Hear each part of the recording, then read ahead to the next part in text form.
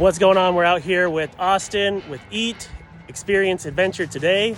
We're super excited to team up with him and get him stealth equipped on his 22 F350 Powerstroke. I'm Austin Cassity with Eat Experience Adventure Today. Experience Adventure Today is a family-friendly lifestyle brand that encourages and promotes people to get out and experience adventure today.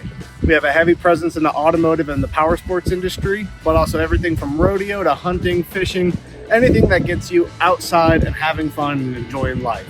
So Austin, what made you want to work with Stealth? Why did you want to become stealth equipped today? So there's multiple reasons. The biggest reason is that it does not affect my warranty on my vehicle. This is a 2022 vehicle, so I did not want to be voiding the warranty, running into any issues with the electronics or anything, as well as the fact that it's a like-minded company. They're all about the adventure, and being a veteran myself, I love companies that are based in the US. So a US-based company with good customer service, good product that doesn't void a warranty, it's really a no-brainer. Fridge and the console. Yes, sir. Dang, fancy.